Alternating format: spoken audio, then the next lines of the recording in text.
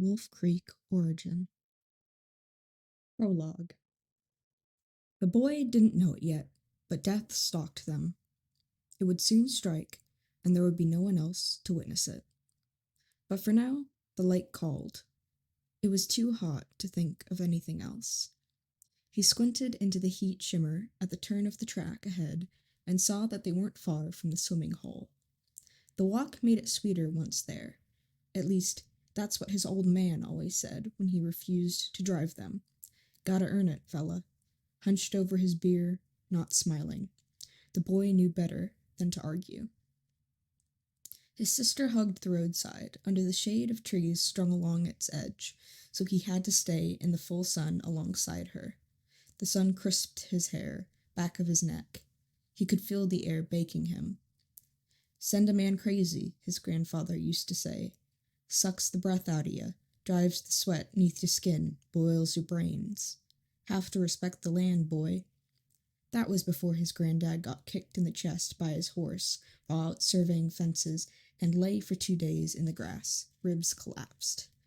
They found him eventually, but he'd died the night previous and something had eaten part of his face. A dingo, perhaps. Maybe that's why the boy's dad hunted them.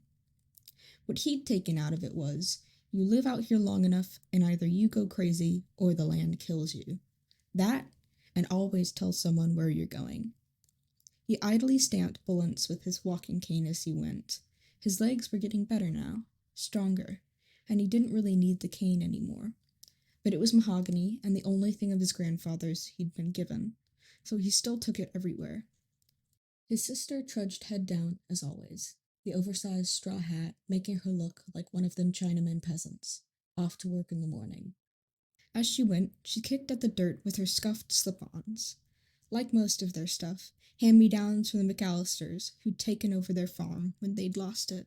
Like his own shoes, in fact, already a size small. Didn't earn that, did we, Dad? He was growing too fast, Mrs. McAllister said, ruffling his hair. He'd be wearing her husband's shoes before long, instead of Bobby's. And he'd smiled politely as always, and ignored her daughter smirking at him from the hallway. He knew what the rest of the town thought of his family.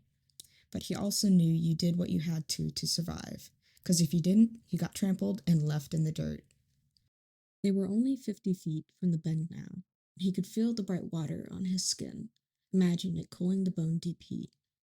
He'd keep his head under long as he could until his sister got worried, and then he'd break the surface to her worried eyes. He glanced over, smiling at the thought, but she was looking behind them, that crease line between her eyebrows already showing. "Who's that?" she asked. He turned, shaded his eyes. A dust cloud in the distance swirled like a whirly wind. Something within it glinted in the sun. Then a sound like a growling demon came out of the desert as the big car lazily accelerated, having kept pace with them for who knew how long, pulled closer through the haze. He frowned also and stepped off the road. The car had been following them. He could tell by the change in sound once he looked around. But why? Someone keeping an eye on them, making sure they'd made it safe to the dam? But it wasn't his father's car, and his old man wouldn't do that anyway. You can't get lost walking to the pit, he'd say to the kid's mother to shut her up, threaten the back of his hand as she kept going on about it. And they had a rattling, near broken down ute anyway. This was low-slung and black, a big engine beneath the hood. The noise spooked a white mass of squawking cockatoos out of the trees. Not anyone the boy recognized either. All he could see through the dark windshield as the car pulled closer was the silhouette of a hat, rough hands on the wheel. A big man, spreading shoulders. The engine hurt his ears as the car pulled alongside. The man's teeth cruel and yellow, just like a dingo's. He grinned at the boy, wider at his sister. "What the bloomin' heck you two doing out here? Hotter than hell." Sweat matted the man's hairy wrists, a smell of oil and body odor. The boy frowned. It was always hot here. How was today any different? He kept in front of his sister, watching the man. The man's eyes as yellow as his teeth. "Thought it was a mirage, you two out here. 'Tis why I slowed, to make sure I wasn't seeing things, like a couple of angels. Your parents let you walk by yourselves?" The boy didn't say anything, but his sister nodded, and the man slinked those eyes to her. Drank her in. Her frilly skirt, her bare legs. You know, you die out here and no one'd ever find you. Young girls shouldn't be walking alone. She's not alone. The man looked at him, then laughed, a high nasally snort back in his throat, an ugly sound. The boy didn't recognize the man with his unshaven face and dirty hat. Maybe he was just passing through town onto somewhere else. Or he was new. Either way, he was an outsider, and his father had always taught the boy not to trust outsiders. Not to trust anyone, in fact, but outsiders most of all. Until you know how someone thinks, you don't know what they'll do, he'd say. Same with the dogs. You gotta get inside their heads, predict 'em to catch 'em. Otherwise, they'll surprise you, maybe get the jump on you, rip out your throat in the night. But maybe he just said that to scare the boy, because dingoes never attacked humans, far as he knew. The boy wished his father was here now. Something about the man's smile that wasn't right. The way he looked at his sister, like the boy wasn't even there, and if the man wanted, he could just reach out with those sweaty hands.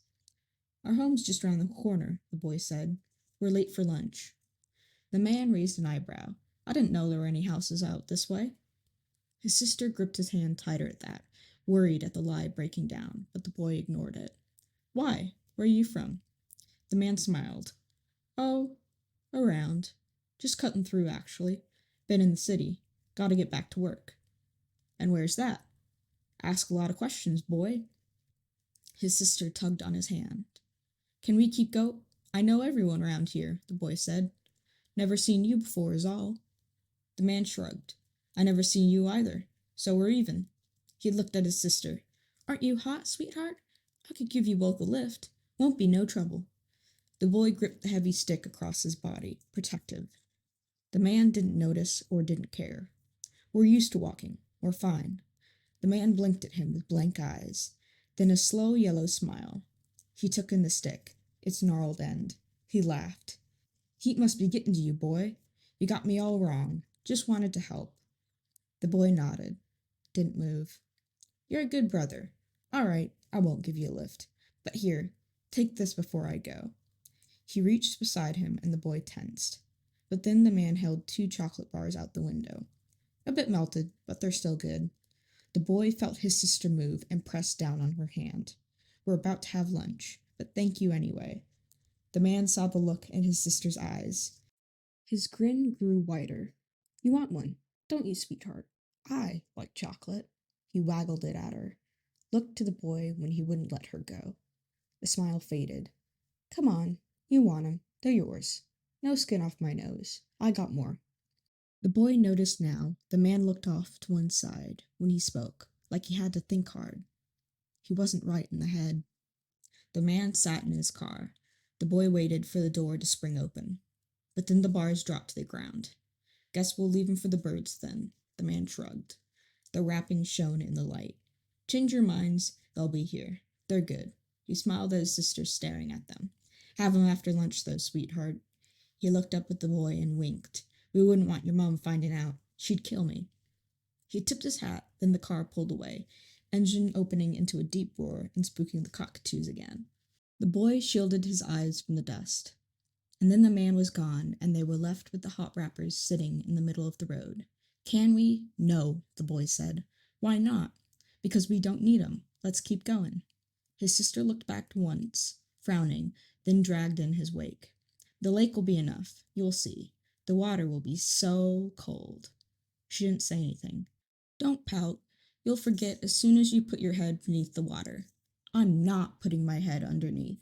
'Cause you're a chicken, he joked, like he always did. You have to one day. I'm not a chicken. Whack! She planted both feet. Don't call me a chicken. He sighed. Why bother protecting her? Sisters could be such pains sometimes. We're nearly there. Hurry up. She resisted the hand in her back to spite him, and looked behind again.